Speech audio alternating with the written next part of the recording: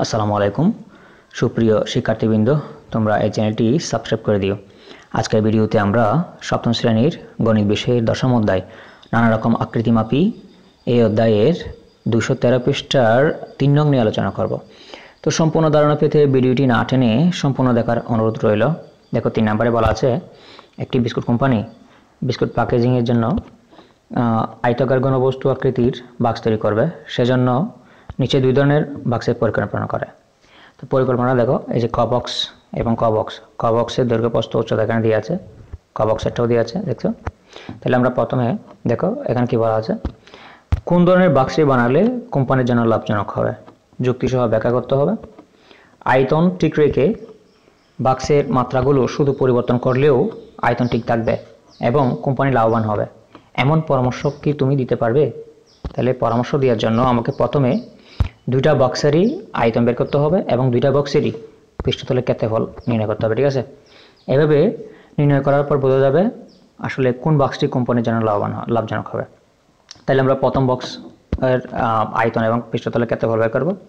তো প্রথম বক্সের দৈর্ঘ্য প্রস্থ উচ্চতা দিয়ে আছে, দেখতে পাচ্ছ। দৈর্ঘ্য হচ্ছে 20 সেন্টিমিটার, প্রস্থ 8 সেন্টিমিটার, উচ্চতা 3 সেন্টিমিটার।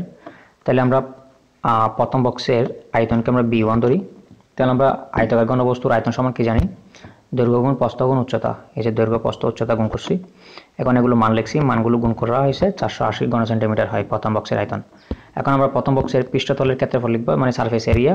তাহলে প্রথম বক্সকে আমরা 1 ধরবো, SA1 সারফেস এরিয়া। তা আমরা জানি পৃষ্ঠতলের ক্ষেত্রফল সমান আমরা কি জানি? আয়তাকার ঘনবস্তুর 2 × AB + BC + CA, অর্থাৎ 2 × AB + BC + CA, ঠিক আছে? তো এটা যদি এগুলো এটা বি এটা সি ধরো, তাহলে এভাবে আসতেছে না, 2 × AB + BC + CA। তো এই মানগুলো বসাইছি এখানে, এই মানগুলো বসায় যোগ করবা, যোগ করার পর 2 এর সাথে গুণ করবা। 2 এর সাথে গুণ করলে কত আসে? 488 বর্গ সেন্টিমিটার, ঠিক আছে? এটা প্রথম বক্সের পৃষ্ঠতলের ক্ষেত্রফল। তাহলে আমরা প্রথম বক্সের আয়তন এবং পৃষ্ঠতলের ক্ষেত্রফল কিন্তু পাই গেছি, ঠিক আছে? এখন দ্বিতীয় বক্সেরটা বের করব। দ্বিতীয় বক্সের দৈর্ঘ্য প্রস্থ উচ্চতা দেওয়া আছে, তোমরা দেখতে পাচ্ছ এখানে। দৈর্ঘ্য 12, প্রস্থ 10 এবং উচ্চতা হচ্ছে 4 সেন্টিমিটার। তাহলে আয়তন বের করব, ওইটাকে আয়তন প্রথম বক্সেরকে আমি B1 ধরছি, তাহলে দ্বিতীয় বক্সে B2 ধরবো। তো আমরা জানি আয়তাকার ঘনবস্তুর আয়তন সমান হচ্ছে দৈর্ঘ্য গুণ প্রস্থ গুণ উচ্চতা। তো মানগুলো বসাইছি, মানগুলো বসাই গুণ করে দিবা সবগুলো। তাহলে 480 ঘন সেন্টিমিটার, যেটা প্রথম বক্সেরটাও মিলছিল, প্রথম বক্সেরটাও 480 ঘন সেন্টিমিটার ছিল আয়তন, দ্বিতীয় বক্সের মধ্যেও 480 ঘন সেন্টিমিটার আসে। এখন পৃষ্ঠতলের ক্ষেত্রফল কে কে আসে কিনা দেখি।